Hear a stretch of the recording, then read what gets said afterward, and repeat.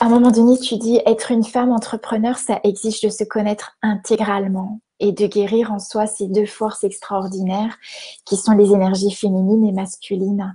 Et là, tu dis même dans son foyer, on est ce pilier.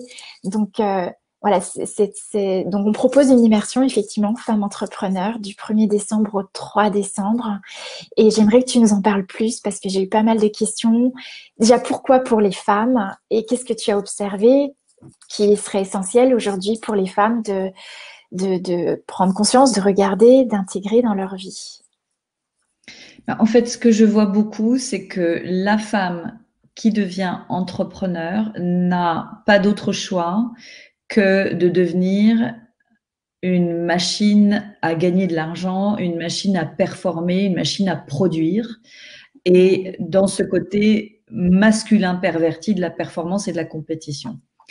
Or, les femmes entrepreneurs que j'accompagne sont bien sûr ne vendent ni des armes ni ne travaillent pour Monsanto. Ce sont toutes des femmes qui ont à cœur de changer le monde, d'accompagner les personnes dans leur transformation, d'aider, de soutenir, de faire qu'il y ait moins de souffrance, etc., etc. Donc, ce sont des femmes qui ne vont pas du tout se reconnaître dans cette façon de faire du business qui nous est proposée comme ça partout.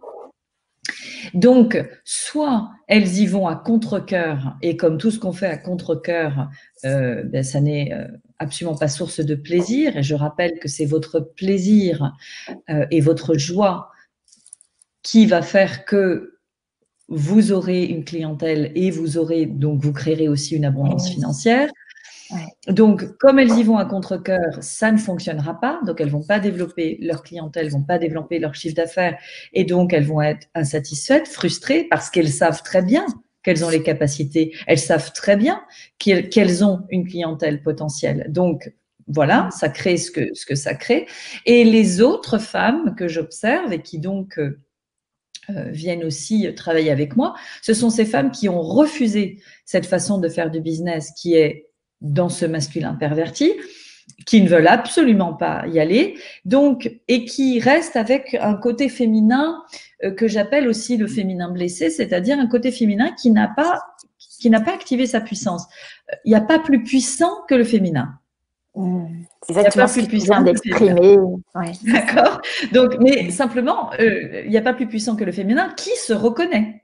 Le féminin qui ne se reconnaît pas, malheureusement, peut se victimiser, peut raser les murs, peut ne pas oser prendre la parole, ne pas oser dire ce qu'elle fait, voilà, être toujours comme ça, dans cette timidité, dans ce de toute façon, je n'y arriverai pas, mais qui est-ce que je suis pour? Et j'entends encore beaucoup de personnes me dire ça. Et ce ne sont pas des personnes qui ont 20 ans ou qui ont la timidité d'une adolescente. Hein. Ce sont des mères de famille, des femmes qui ont bossé des années en entreprise, qui ont été capables mais rendez-vous compte de tout ce que vous êtes capable de faire, de créer, d'endurer, toutes les responsabilités que vous avez eues. Donc, dans ces deux options, aller à contre-cœur dans cette façon masculine d'être entrepreneur qui ne nous correspond pas, ou le refuser le masculin qui doit être développé dans l'entrepreneuriat, tout en restant dans un féminin qui ne reconnaît pas sa puissance, ces deux options-là sont stériles. Donc, elles ne donneront pas de clientèle, elles ne donneront pas de chiffre d'affaires et elles ne changeront pas le monde. Elles n'aideront pas les gens que nous avons envie d'aider. Parce qu'en fait, c'est ça. La femme qui est entrepreneur, elle a une vision. Le féminin, c'est ça. Donc, je vais dire le féminin au-delà de la femme, mais j'assume complètement qu'en effet, j'accompagne 99% de femmes, d'accord? Donc, j'ai des hommes que j'accompagne, mais souvent en séance individuelle, dans l'intimité d'une séance individuelle ou d'un coaching individuel, mais en groupe, c'est vrai que les courageux sont assez rares. Bien.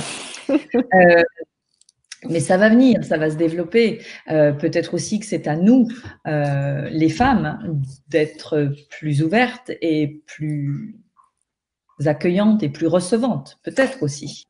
Dès l'instant justement, je trouve que l'activité, l'entreprise, c'est aussi un excellent champ d'exploration de soi, de se connaître soi. Et justement, le fait de reconnaître ce féminin, ce masculin, ces deux énergies en nous et de plus les séparer, mais de créer, comme tu avais exprimé aussi, cette alliance féminin-masculin, fait qu'on pourra aussi être beaucoup plus dans la fluidité, dans la relation avec l'homme aussi. Et lui aussi être plus à l'aise avec ces deux pôles en lui, du féminin et du masculin. Bien Donc, sûr. c'est l'invitation à reconnaître sa puissance féminine et en tant que femme.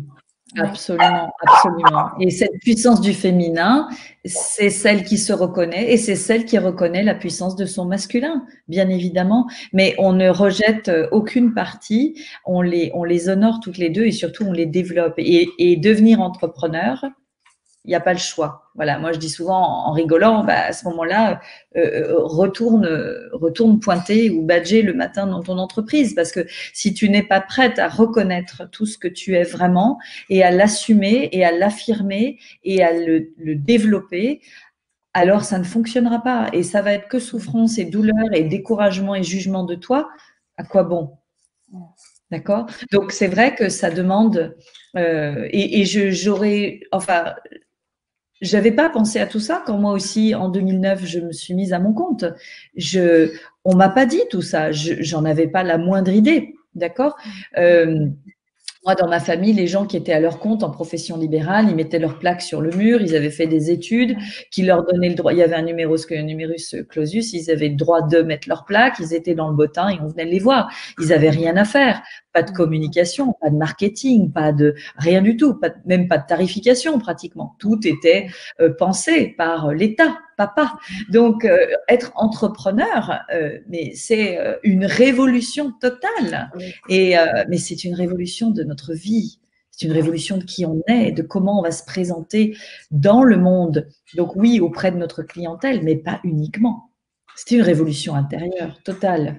C'est une véritable aventure. Donc, c'est vrai que j'aime bien prendre un temps dédié à ces femmes-là qui ont fait ce choix-là, qui est très courageux, prendre un temps pour justement mettre tout à plat et regarder, célébrer les victoires, regarder les difficultés, développer les compétences qui sont restées endormies ou ignorées, réévaluer, réajuster, parce que pareil, qu'est-ce qu'on veut pour 2021? Comment est-ce qu'on veut s'adapter à tout ce qui se passe et qui ne reviendra manifestement pas en arrière? Est-ce qu'on a envie d'être leader du changement? Est-ce qu'on a envie de le suivre en le connaissant, ce changement? Ou est-ce qu'on a envie d'être ballotté à gauche, à droite et de subir ce qui se passe? Oui, c'est ça. C'est ça.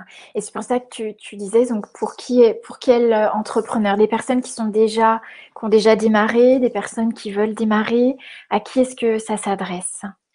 Je dirais que ça s'adresse à tout le monde parce que même quelqu'un qui sent qu'elle n'a pas envie de retrouver un job dans une entreprise, ni même de commencer, si c'était quelqu'un de tout jeune qui est au début de sa vie professionnelle, ce qui compte, c'est l'élan intérieur. Ce qui compte, c'est notre ressenti, notre savoir intérieur, notre intuition. Donc, si vous êtes intéressé par l'entrepreneuriat, que vous ayez déjà votre projet, qui soit pas encore tout à fait ficelé, ou que vous soyez déjà entrepreneur depuis peu de temps ou depuis longtemps. Moi, j'ai accompagné des personnes qui sont dans leur activité depuis des années, des années et des années. Et cet accompagnement leur a permis de changer parce qu'elles étaient en train de couler. Oui, c'est ça. Elles étaient en train de couler. Et parce que cette période, c'est aussi le changement auquel on est invité. Et donc, effectivement, que ce soit à tous les niveaux de l'entreprise, c'est justement l'espace privilégié pour mettre en place ce qui nous correspond aujourd'hui, ce que l'on est soi, et effectivement choisir librement la vision que l'on donne à notre entreprise. Oui, et laisser libre cours à notre créativité, parce que c'est bien ça, être entrepreneur. C'est être un créateur, un visionnaire, un artiste. Moi, je suis très sensible aux artistes, mais parce que je me vis comme ça. C'est-à-dire que l'entrepreneur, il invente, il crée, il innove, il modifie, il change, il ajoute quelque chose, il enlève autre chose. Regardez, les restaurateurs pendant le premier confinement, tous, j'avais accompagné quelqu'un, tous étaient complètement frappés de malédiction. On ne peut plus travailler. Et pourtant, j'en ai suivi quelques-uns qui immédiatement se sont mis à développer un service de repas à domicile. Oui, donc, ça veut dire quoi? Ça veut dire que avec la même information, personne ne le vit de la même façon. Et il y en a certains qui vont laisser cette information tuer leur créativité, et d'autres, cette information, ah bon, je peux pas aller tout droit? Très bien. Tout à coup, leur créativité se met en ébullition et ils vont inventer d'autres façons de faire et d'offrir leur service à leur clientèle. Et on a besoin de moments, d'espace-temps, de bulles, et souvent en collectif, pour pouvoir faire redémarrer tout ça. Oui, c'est ça. Créer cet espace où chacun peut justement, on peut se connecter les uns les autres et puis aussi regarder dans les espaces qu'est-ce que ça fait résonner en soi et qu'est-ce qui nous appartient réellement dans tout ça. Exactement. Et je voudrais donner l'exemple d'une personne que j'aime beaucoup. C'est l'actrice Drew Barrymore, qui doit avoir mon âge, je crois. Actrice américaine qui a eu un parcours très, très, très difficile. Elle n'a pas eu d'enfance. Sa mère l'utilisait, était son agent. Donc, elle a commencé le cinéma à 11 mois. À 13 ans, elle était cocaïnomane, addict à l'alcool, à la cigarette, etc. Ou même à 11 ans, je crois. Donc, vraiment, c'est quelqu'un qui a eu un parcours extrêmement, extrêmement difficile, et qui a changé, et qui s'est transformé, et qui a évolué, et qui aujourd'hui a développé son propre show télévisé quotidien. Donc, ce qui aux États-Unis n'est pas une mince affaire, ça représente des budgets absolument colossaux. Tout est sur ses épaules, donc c'est une énorme pression. Vu son parcours, et comme c'est une véritable artiste, c'est quelqu'un, une hypersensible, qui vit mal la pression parce qu'elle vit tout de façon très très intense. Et si vous avez l'occasion, je ne sais pas si c'est traduit en français par contre, mais c'est sur Internet, donc ça s'appelle The Drew Barrymore Show, et elle fait tout un film de 3 heures sur le making-of de ce projet. Et elle explique justement que ce projet a vu le jour avant le confinement. Le show devait démarrer en mars 2020, bien évidemment n'a pas pu démarrer en live, et qu'elle s'est retrouvée face à un choix, c'est-à-dire est-ce qu'on abandonne tout, on arrête tout, ou est-ce qu'on continue et on devient créatif et on invente le show télé de demain sans public. Voilà, on invente quelque chose d'autre. Et c'est exactement ce qu'elle et son équipe ont fait. Et c'est un truc hallucinant, hallucinant. Et c'est en fait l'avenir de la télévision. Et elle est complètement novatrice, complètement avant-gardiste. Mais bien sûr, elle est passée par des épisodes d'angoisse, de crise d'angoisse, de panique, à plus dormir, à plus pouvoir s'alimenter, aiguë, bien évidemment. Parce que quand tout s'effondre et que tous les signaux disent non, c'est plus possible, vous pouvez plus le faire, on est tenté de se rallier à ça et de s'aligner avec ça. Ou alors on peut se dire ah bon, c'est non, ah bon, c'est pas possible. Eh ben, qu'est-ce que je vais pouvoir inventer qui sera possible, puisque j'ai ma vision de ce show télé. Et c'est exactement ce qu'elle a fait, et c'est un truc incroyable, et c'est l'avenir de la télévision, c'est-à-dire que maintenant tout va d'ailleurs se passer comme ça. Il fallait qu'une personne démarre pour qu'ensuite, bien sûr, tout le monde va s'engouffrer, et d'ici un an, ce sera naturel, évident, et on aura même oublié le début. Donc, c'est ça pour tous nos métiers, toutes nos activités. Nous n'allons pas travailler comme nous avons toujours travaillé jusqu'alors. Nous allons travailler d'une façon complètement différente. Et ça n'est pas moins bien. C'est comme ça. Nous n'allons pas seulement travailler de façon différente, nous allons vivre de façon différente. Donc, on se prépare. Et traverser ce chaos, comme on disait, c'est essentiel en fait, parce que c'est là où on peut faire naître autre chose en fait, créer. Bien sûr, si on l'évite, si on le refuse, si on le rejette, on ne sera pas prêt pour la période d'après. Donc là, c'est une période de préparation. Donc, se préparer pour la suite, c'est laisser des choses qui ne nous servent plus aujourd'hui, la peur, l'inquiétude, le doute de soi, tout ce discours négatif à propos de nous-mêmes et de nos soi-disant incompétences, et d'activer tout ce qui va nous soutenir pour la suite.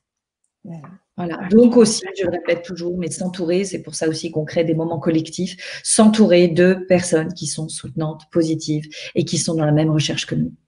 Parce que avec notre sensibilité, notre intensité, il suffit d'une conversation avec quelqu'un, même de notre famille, qui pourtant nous aime, mais qui va distiller du négatif, du doute, etc. Et on en a pour 3 jours à s'en remettre. C'est ça, D'accord. c'est ça. D'où ces espaces de fondation, puisqu'il y aura une dernière fondation Oui. que nous allons faire en ligne avec toi, Annabelle, donc du 20 au 23 novembre. 19? Euh, 19, 21. Ah non, tu as raison, non, du 23. 20 au Pardon, 23 c'est novembre, moi oui. qui oui, oui, oui. Merci, 20-23. Où tu as pu justement percevoir comment aménager les horaires pour que ce Mmh. soit justement une dynamique propice à créer ces espaces d'échange, mais aussi de création et Mmh. d'exploration de l'être Oui. ensemble. Et aussi parce que c'est quelque part, comme tu dis, effectivement, on est en train de s'intérioriser avec le processus de la saison et aussi de mettre en vie quelque chose de nouveau puisque c'est la fin d'année. Et qu'est-ce qu'on a envie de créer justement dans notre Exactement. futur? Et c'est cet espace qu'on peut aussi s'offrir. Et j'aime beaucoup le mot que tu emploies souvent, c'est s'honorer. Est-ce qu'on peut justement créer cet espace et honorer Mmh. la conscience que l'on est parce qu'on est tout le temps conscience. Oui, oui, Il oui, oui. s'agit d'être là, de choisir d'être là, de recevoir tout cela, Mmh. tout ce qui est présent dans notre vie. Donc, du 20-23 en ligne pour Fondation et également du 1er au 3 décembre pour femmes entrepreneurs. Oui. Et voilà, et aussi faire vivre la nouvelle entrepreneur et la puissance de la femme que nous sommes pleinement. Oui. Et ça vaut pour si jamais un monsieur passe par là et nous écoute, ça vaut pour vous aussi et pour votre féminin et la puissance de votre féminin, mais que malheureusement, on vous a encore trop appris à taire et à nier, à camoufler, alors que c'est un moteur juste extraordinaire et que nous apprécions énormément en vous. Merci beaucoup, beaucoup Annabelle, parce que voilà, parce c'était un moment particulier. On a exprimé ce qui était là, vivant, présent pour nous en ce Oui. moment. Et je vois effectivement dans les commentaires que ça résonne beaucoup. Voilà, il y a des personnes qui disent que tu inspires tellement. Et voilà, effectivement, ça permet de raisonner, faire résonner et reconnaître tout ce que nous vivons, tout ce que nous traversons. Et aussi de se sentir soutenu. Donc, c'est toujours une grande joie d'être ensemble. Annabelle, Oui. merci de ta présence. Merci d'être aussi ce phare pour nous et pour se connecter à nous, à ce qu'on est vraiment plus encore. Donc, on n'abandonne pas et on continue de prendre soin Oui. de soi. S'il y a une seule chose à faire, c'est ça, prendre soin de soi et prendre soin donc de son avenir, ce qui est exactement la même chose. Merci. Merci à Merci toi, beaucoup. Karine, et à bientôt. Merci à tout le monde de nous avoir suivis en direct Oui. et en replay pour toutes les autres personnes. À très bientôt. Au Très revoir. bientôt. Au revoir.